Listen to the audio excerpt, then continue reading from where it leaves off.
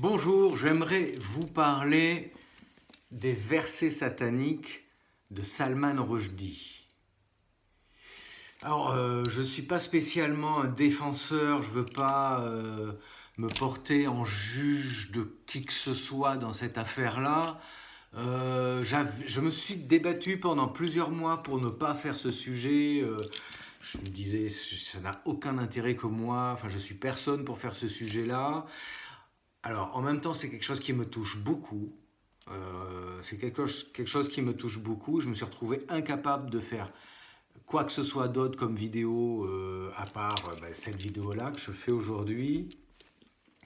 Alors, les versets sataniques de Salman Rushdie, pour ceux qui ne connaissent pas, c'est un livre qui a été écrit en 1988 par Salman Rushdie en Angleterre, qui a presque immédiatement suscité la colère dans les pays musulmans, à tel point que l'ayatollah Khomeini en Iran l'a condamné à mort, a condamné Salman Rushdie à mort et a lancé une fatwa contre lui, c'est-à-dire qu'il a demandé à tous les croyants du monde de faire tout ce qu'ils pouvaient pour tuer cette personne. Ok, donc voilà ce que ça a déclenché. En soi, c'est un livre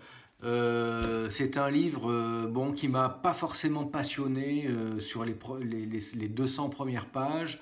J'avais du mal à rentrer dedans. C'est une écriture qui est très foisonnante. Ça, je suis plutôt amateur de ça. Ça m'a rappelé un petit peu les José Saramago dont j'ai déjà parlé ici.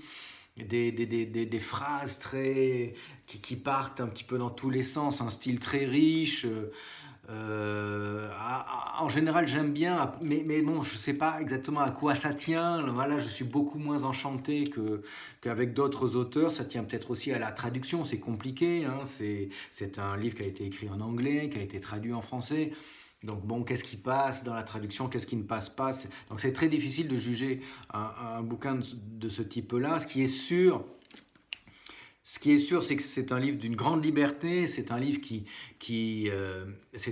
qui glorifie la liberté, voilà, et c'est peut-être ça aussi qui a beaucoup choqué dans les mondes, dans les pays musulmans, notamment les plus intégristes d'entre eux. Alors ça, moi, ça m'afflige beaucoup, ça m'attriste beaucoup, quoi, quand on arrive là.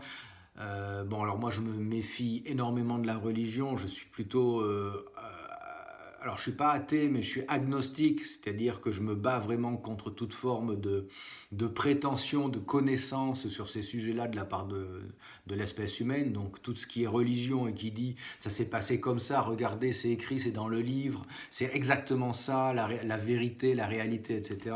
Pour moi, ça, c'est forcément. Alors, j'essaie de ne pas être trop violent, ce n'est pas le sujet ici, mais c'est forcément une arnaque, c'est forcément un mensonge. Et quand une religion en vient à l'appel au meurtre, à l'appel à la guerre, alors je sais bien que c'était le commun de toutes les religions, hein, à l'époque qu'on appelle classique, c'est-à-dire à l'époque avant Jésus-Christ, donc en théorie avant la chrétienté. Bon, la chrétienté a eu aussi ses travers et ses aspects sanglants.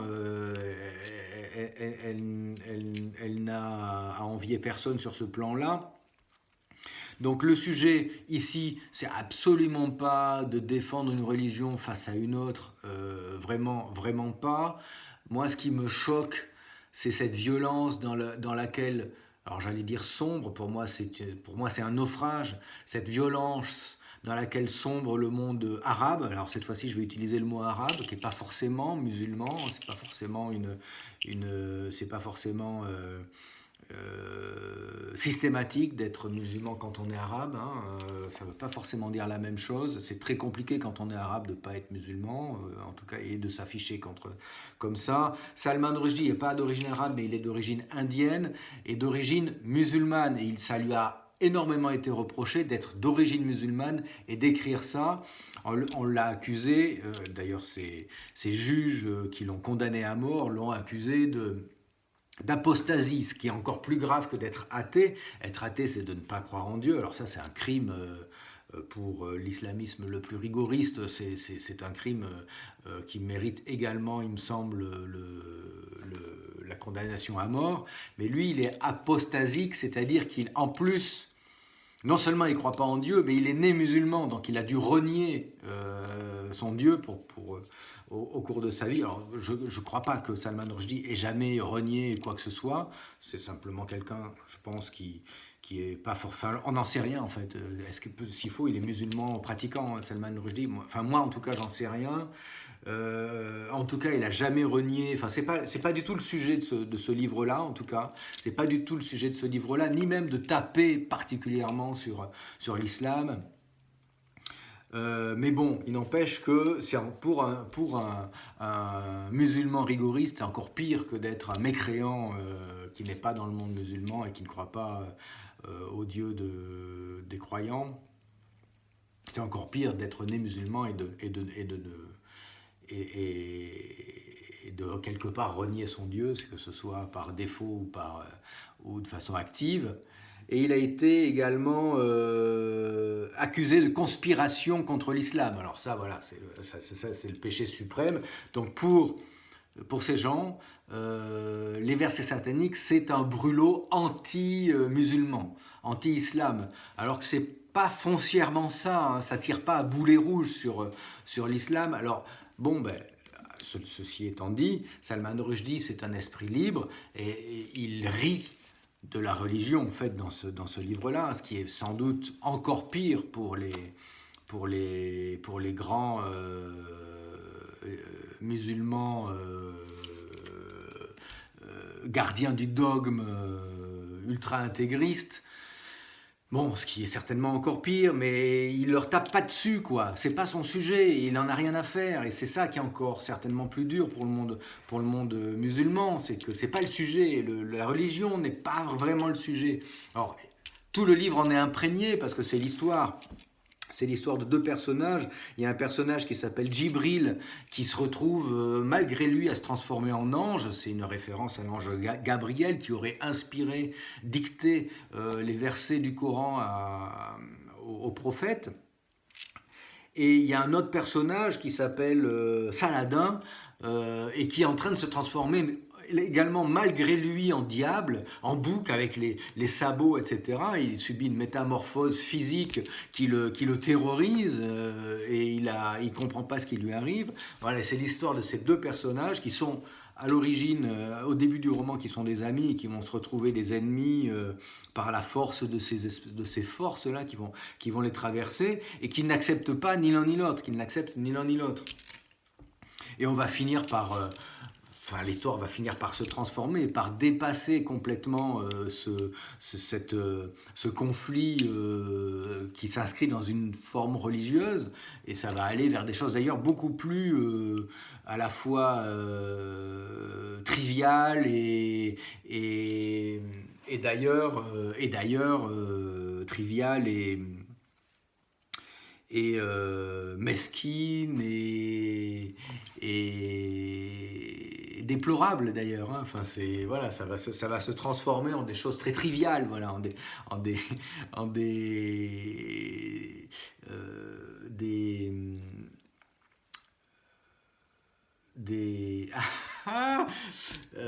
trahisons sexualo-triviales relativement ouais, c'est ça, trivial, de la gaudriole. Alors, c'est pas le roman, le roman, c'est pas... Ça vaut mieux que ça, c'est pas de la gaudriole, mais bon, enfin voilà, ça part dans autre chose. Enfin, on a vraiment la sensation que c'est pas l'islam, quoi, le centre du sujet de ce roman. Alors peut-être que je me trompe. Peut-être que je me trompe parce qu'en même temps, l'islam est central, hein, parce que ça parle de Mohamed. Mais bon, Mohamed ne s'appelle pas Mohamed. Le prophète ne s'appelle pas Mahomet dans ce livre-là. Et il a un autre nom, donc ça pourrait parler d'une autre religion. Alors évidemment, le problème, c'est que tout le monde se reconnaît parfaitement dans ce livre. Donc on ne peut pas non plus dire que ça ne parle pas de l'islam. Ça parle aussi de l'islam. Mais plus que ça, le sujet, c'est... Pourquoi est-ce qu'on se met dans une telle colère un mec qui a écrit un bouquin à l'autre bout du monde en plus, en Angleterre. Il n'a pas écrit ça en Iran, hein. Le mec, il a écrit ça parce qu'il est en train de s'en aller de cette culture-là. Il est en train d'incorporer une autre culture, de faire son mélange à lui, et voilà. Et il écrit voilà, il écrit ce qu'il doit écrire.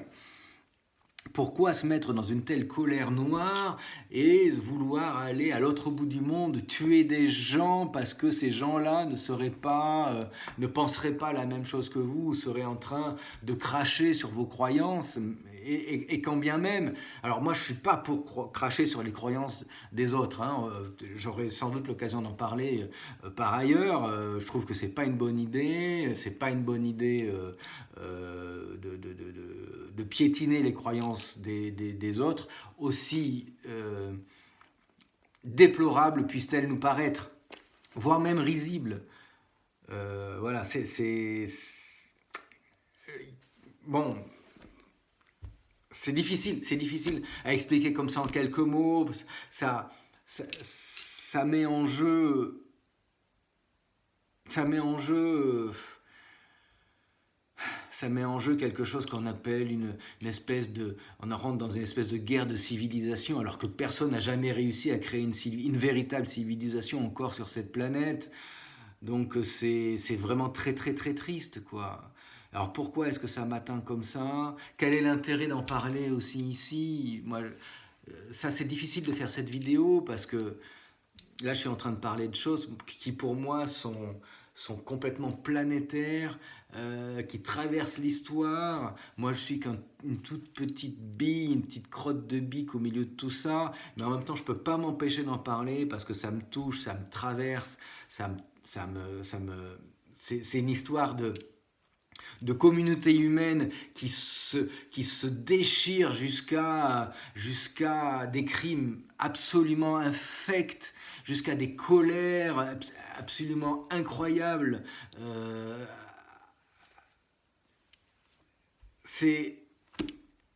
Et en même temps, c'est très dur d'en parler parce que c'est tellement futile d'être devant un téléphone portable, parler de ça, alors que c'est monstrueux en fait.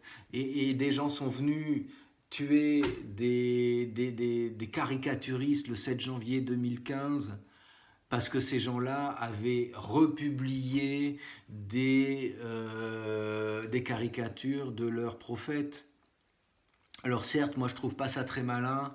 Alors les publier, oui, je suis tout à fait d'accord, mais je trouve pas ça très malin d'avoir placardé ces caricatures sur les murs des villes. Ça, je trouve pas ça malin.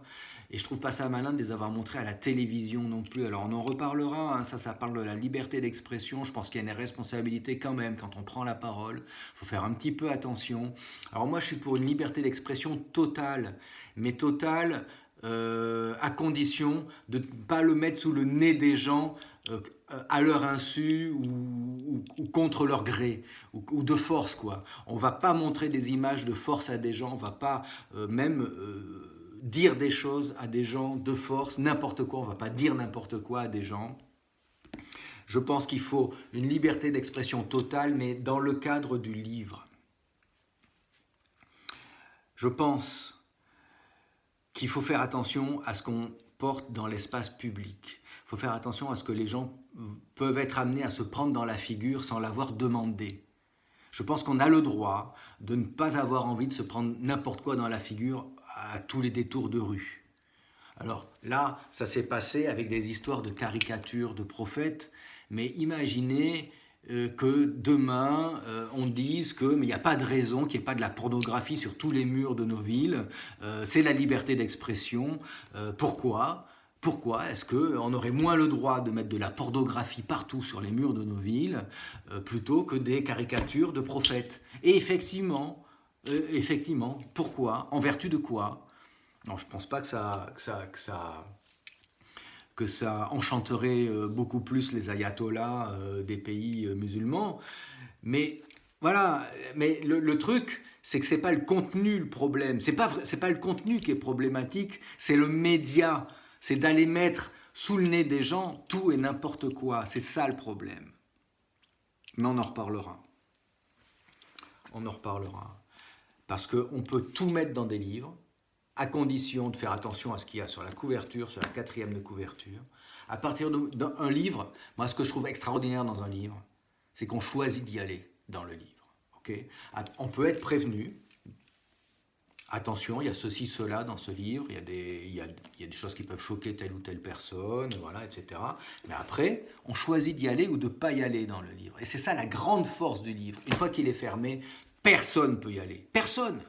Personne ne peut aller dans un livre fermé. Moi, je ne sais pas lire un livre fermé, c'est impossible. Mais il y a un truc, dans notre monde, on confond tout et n'importe quoi. On confond la publicité d'un livre, un extrait, placardé sur les murs de la ville, et le livre lui-même. C'est pas parce qu'un extrait d'une œuvre, d'un livre, d'une image, d'une bande dessinée, d'un film va nous choquer parce qu'il est placardé dans la ville, que ce film n'est pas légitime à exister dans une salle bien spécifique où on aura prévenu les gens qui vont y rentrer dans cette salle, qu'il se passe ceci et ou cela dans ce film-là. Vous comprenez ?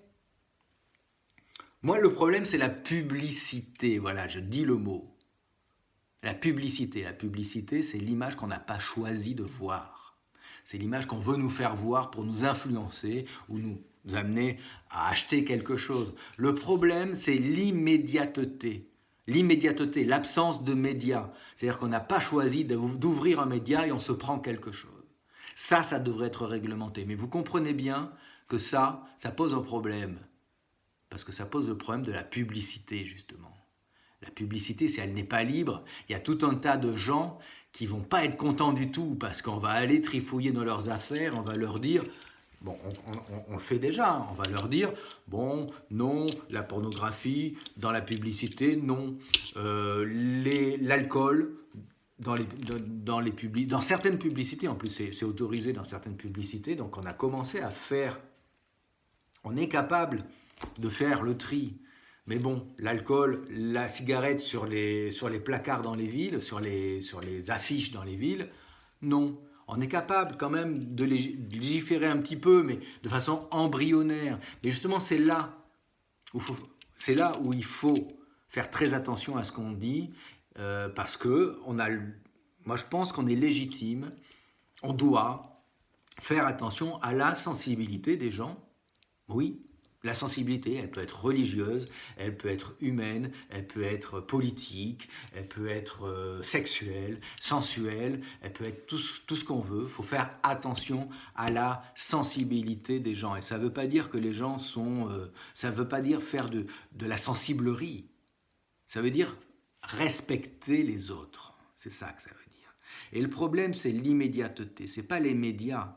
Alors, faut qu'on arrive à définir qu'est-ce qui est un média immédiat. Il y a des médias qui sont immédiats. Pour moi, la télévision, c'est immédiat. Ça peut être allumé n'importe où, à n'importe quel moment du programme, et vous donner un programme comme ça tout de suite. Alors, il y a certaines télévisions qui sont payantes, qui ne peuvent pas être proposées comme ça immédiatement. Donc voilà, donc là, on peut mettre peut-être plus de choses dans ces médias-là. Le livre, c'est l'exemple type. Parce que le livre, voilà, c'est vraiment le truc qui est fermé. Si on ne l'ouvre pas, on ne peut pas y accéder. Ok ?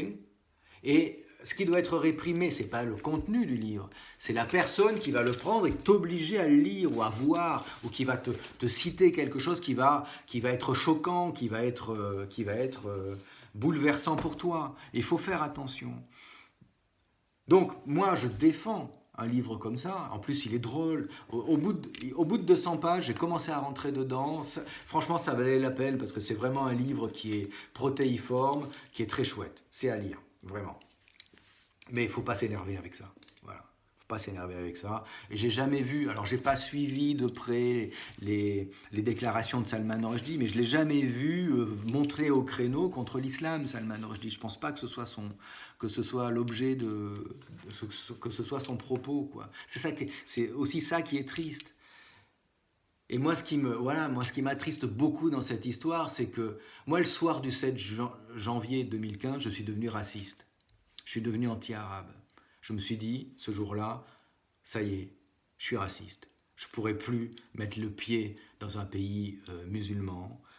Et puis par la suite, en plus, j'ai bien vu que les pays musulmans n'ont pas été capables de dénoncer fermement Alors il y a les pays qui ont félicité, bon, certes, ça c'est une chose, mais on n'a pas vu, même les communautés musulmanes, c'est très compliqué pour eux d'ailleurs de, de, de condamner fermement, clairement ces actes-là. Il y en a qui l'ont fait, il y en a qui l'ont fait, il y a quelques personnes qui l'ont fait, et c'est absolument remarquable.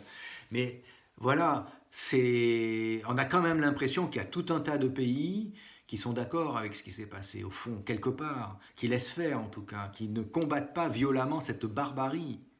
Pour nous, pour moi, Européens, occidental, dirait-on, j'aime pas ce mot d'occidental, je préfère dire européen, et pour moi, même les Américains du Nord, les habitants des États-Unis et du Canada sont des Européens, ils sont d'origine européenne, et c'est bien la culture européenne qui a immigré dans ces pays-là et qui a d'ailleurs exterminé bon nombre de populations locales, mais ça c'est une autre histoire.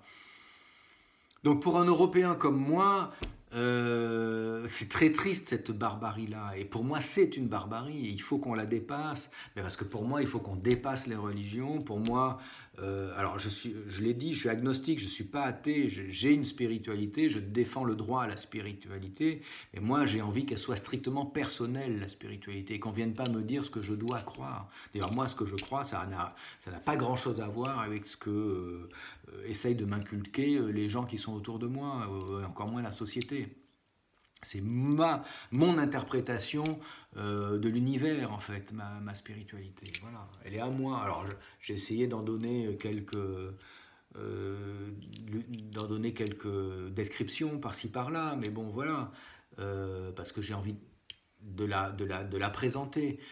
Mais j'ai absolument aucune envie de l'imposer à qui que ce soit, et j'ai envie surtout qu'on ne m'impose rien sur ce plan-là. Et je pense que, alors pour moi, c'est très grave qu'un groupe d'humains, et c'est très suspect, qu'un groupe d'humains essaye de, même sans imposer, hein, essaye d'influencer les autres pour croire la même chose qu'eux, ou en tout cas ce qu'ils ont envie que les autres croient. Parce qu'en plus, dans cette histoire de religion, je suis persuadé qu'il y a eu plein de gens qui l'ont utilisé sans y croire une seule seconde. Alors, c'est pas que je suis persuadé, je le sais. Sans y croire une seule seconde, ils ont utilisé ça uniquement comme une puissance une énorme puissance de manipulation. Et c'est clairement ça, les religions, au cours de l'histoire. Et c'est encore plus triste de ce fait-là. Et je suis d'autant plus triste que moi, j'ai toujours été fasciné par la culture arabe, la culture du désert, la culture... Moi, j'ai eu la chance de pas mal voyager, alors pas dans beaucoup de pays musulmans, mais au Maroc.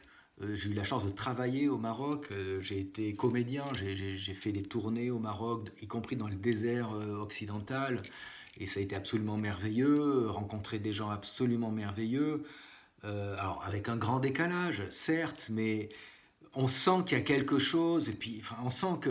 Enfin, je sais pas exactement ce que je sens, moi, mais ce sont des gens qui se sont adaptés à des environnements de dingue, ce sont des gens qui ont... Alors c'est difficile parce que la relation avec les gens dans ces pays-là est compliquée, parce que moi, je ne peux pas me faire passer pour ce que je ne suis pas non plus. Blond aux yeux bleus, là-bas, je suis l'archétype du français, quoi. Donc bon, forcément, la relation, elle est biaisée dès le départ. Alors moi, j'ai réussi, je pense, à certains moments à toucher certaines choses, mais c'est des tout petits moments, en arrivant à leur donner quelque chose à travers les spectacles qu'on jouait là-bas. Bon, mais j'ai touché, enfin voilà, j'ai touché un tout petit peu à la réalité de ce pays-là. Bon, ensuite, moi, je suis très touché aussi par les pays où il y a beaucoup de pauvreté, quoi. C'est quelque chose qui me touche beaucoup, et malheureusement, les pays musulmans ou arabes, enfin arabes et les pays musulmans aussi, parce qu'il n'y a pas que des pays arabes qui sont musulmans, il y a souvent des gros problèmes de pauvreté, et je pense que c'est lié, parce que la religion est un refuge aussi de la pauvreté, hein. Et donc, moi, la pauvreté me touche beaucoup parce que pour moi, elle n'est pas nécessaire, elle n'est pas justifiée, et il n'y a pas de raison. Il n'y a pas de raison qui est la pauvreté après 200 ans de développement industriel, scientifique et industriel, enfin 400 ans de développement scientifique tout azimut, 200 ans de développement industriel, et de modernité, de postmodernité, de tout ce que vous voulez. On aurait dû dépasser tout ça depuis très longtemps. Et justement, ce qu'on n'arrive pas à dépasser, justement, c'est ce genre de choses, c'est ce genre de passion, c'est ce genre de conflit, c'est mental en fait, ce qu'on n'arrive pas à dépasser. C'est psychique, c'est psychologique, c'est intellectuel, c'est mental. C'est nos cerveaux qu'on sait pas. Alors ça, je le dis, je le répète, je le rabâche, parce que pour moi, c'est tellement évident de chez évident, mais après, bon, ça ressort de centaines de lectures que j'ai faites et c'est dingue parce que on parle beaucoup de progrès technique, la technologie, l'innovation, et en même temps c'est une tarte à la crème de dire ça, mais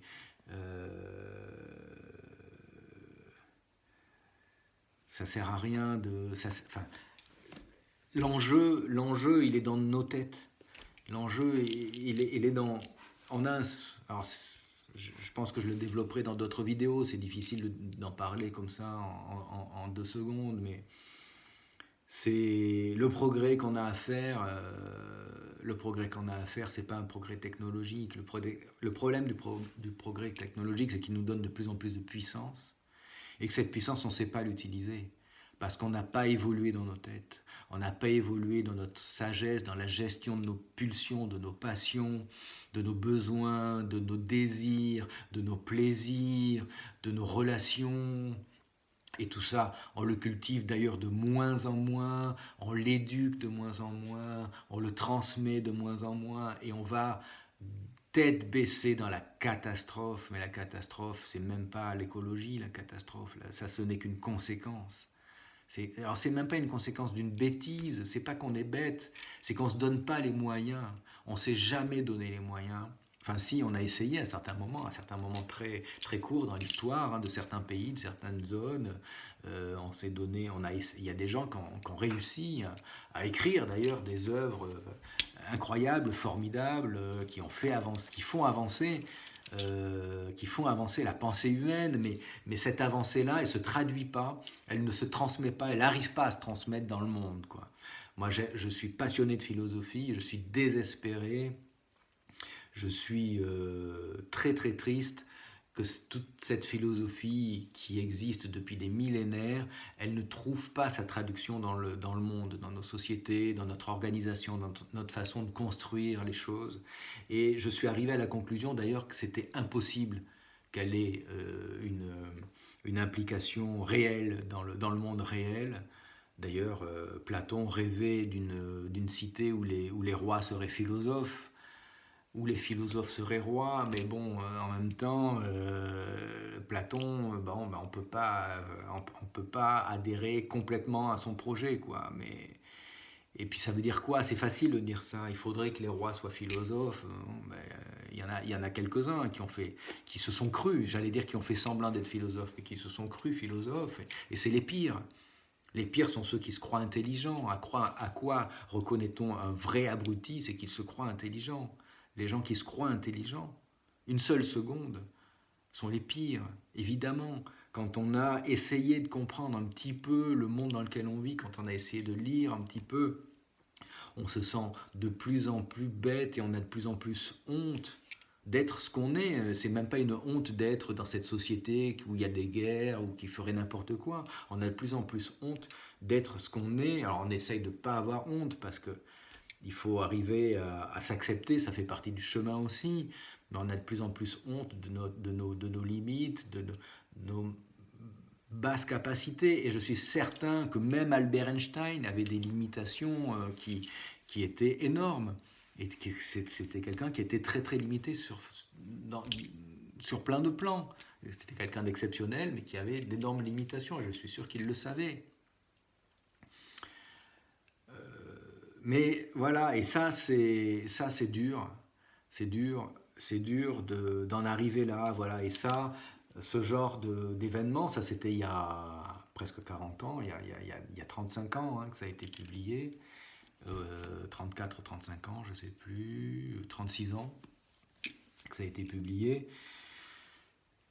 Et on arrive là, et puis on ne s'en sort pas, parce que ça se crispe de plus en plus, quoi. Et puis nous, on a été choqués par ces attentats. Et puis, dans notre pays, en France, là, il y a vraiment il y a quelque chose de dramatique dans notre relation au Maghreb, hein, à l'Algérie notamment, mais au Maroc aussi, où on se comporte encore aujourd'hui, comme des colonisateurs, comme si on était chez nous, quoi. Enfin, où on profite du meilleur dans ce pays, alors que des gens crèvent vraiment de faim. Alors chez nous aussi, des gens crèvent de faim, attention.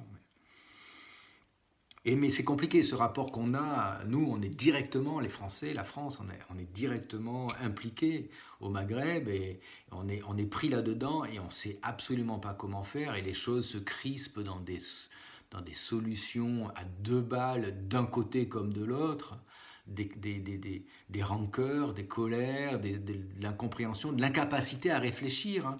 Et ça, je la connais, cette incapacité à réfléchir qui vient de la colère, qui vient du drame familial, qui peut venir du drame familial. Enfin, c'est compliqué, hein, parce que toutes ces questions-là, ça touche nos vies. Souvent, ça touche nos vies depuis qu'on est gamin. On a été affecté par ces sujets-là, et c'est difficile de ne pas être en prise, quoi, de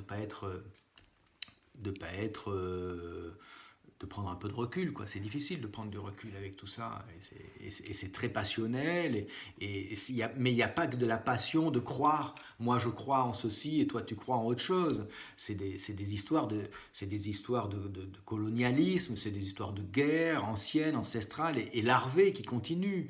Euh, Comment on a fait venir des milliers et des milliers d'Algériens pour travailler au moment où on n'avait pas assez de main-d'œuvre, et comment, 20 ans après, on ne fait rien pour eux. Enfin voilà, tout simplement. Parce que nous, on est dans une logique de libéralisme, et que quand il n'y a plus de travail, tu perds ton travail, tu te démerdes, c'est à toi de te trouver du boulot. Sans aller parler du racisme également, hein. On a un vrai problème de racisme en France, ça c'est clair, ça c'est sûr. Bon. Et donc voilà, on est sur globalement, très schématiquement, très caricaturalement, on est sur deux groupes humains, deux grands groupes humains qui n'arrivent pas du tout à se comprendre, qui en même temps sont capables de s'aimer souvent, enfin ponctuellement parfois, enfin. Beaucoup de gens comme moi sont fascinés par cette sculpture. Moi, je suis horrifié par certaines choses aussi, hein, et inversement, d'ailleurs. Et voilà, il faut le comprendre. Il faut en parler, en fait, de tout ça. Et comment est-ce qu'on pourrait avancer, quoi. Voilà. Mais ça, on n'est pas du tout là-dedans, on n'est pas du tout engagé là-dedans. Puis maintenant, Israël qui fout une merde noire au Moyen-Orient, enfin, on prend pas vraiment, enfin, on prend pas du tout le bon chemin, quoi. On va dans la direction opposée, mais pas au sens bernardien du terme, hein, le sens opposé au bon sens, quoi. Donc bon. Mais on en reparlera, je pense qu'on en reparlera de cette question de liberté d'expression, c'est quelque chose qui m'importe beaucoup aussi, mais je voulais centrer cette vidéo sur la relation entre la culture européenne et la culture arabe ou musulmane, en élargissant un petit peu, et transmettre, voilà, transmettre tout ça. Je ne sais pas si je l'ai bien transmis, mais en tout cas j'ai essayé. Et si vous avez l'occasion, lisez. Voilà, lisez. Voilà. Soyez curieux. Lisez même des choses. Moi, ça m'arrive de temps en temps. C'est pas toujours facile, mais lisez des choses avec lesquelles vous n'êtes pas d'accord aussi, quoi. Moi, je pense qu'il y a des moments où il faut arriver à scoltiner ça et arriver à voir, contrairement à ce qu'un imbécile disait il y a quelques années, comprendre, ce n'est pas excuser. Comprendre, ce n'est pas donner, rendre légitime, hein. On ne rend pas légitime quelqu'un parce qu'on essaye de le comprendre, hein. Non, non. Mais c'est important d'essayer de comprendre même des choses qui nous révoltent, quoi. Même des choses qui nous révoltent. Voilà, la violence du monde arabe me révolte, du monde musulman me révolte, mais j'essaye de la comprendre. Et à une époque, je la croyais presque légitime d'ailleurs, parce que bon, voilà, enfin, il y a des tensions ancestrales, il y a des guerres ancestrales, larvées ou effectives qui ont fait beaucoup de mal et qui continuent à faire beaucoup de mal de partout. Et on n'a pas on donne pas l'exemple. Nous, Européens, on ne donne pas l'exemple. Il ne faut pas qu'on le croie une seule seconde. Il faut arrêter avec ça. Et ceux qui disent ça sont des salopards. On ne donne pas l'exemple, effectivement. C'est pas être woke de dire ça. C'est voilà, va falloir arrêter. Là, on est en train de se crisper. Nous aussi, déjà entre nous, quoi, avec ces histoires de woke, de pas woke, de je sais pas quoi. Enfin, tous ces trucs-là, moi, auxquels je me suis pas du tout intéressé pendant les 10 dernières années. Là, mais on est arrivé à un niveau de bêtise qui est assez crasse aussi. Donc, bon, ben voilà, j'espère que tout ça, je vais arriver à en parler fréquemment. J'espère que je vais arriver à multiplier les fréquences de ces vidéos. J'aimerais arriver à les faire de façon un petit peu plus fréquente, un peu plus systématique. Là, j'étais bloqué sur ce livre que je n'osais pas présenter parce que j'ai pas envie d'avoir de problème. J'ai pas, enfin voilà, je suis pas là pour faire, pour militer pour ou contre quoi que ce soit. Et voilà, je voulais juste parler de ça. Et si on pouvait trouver un jour un terrain d'entente, ça, alors c'est très naïf de dire ça, on n'y est pas du tout. Mais bon, ça serait moins con, quoi. Merci à tous et à toutes.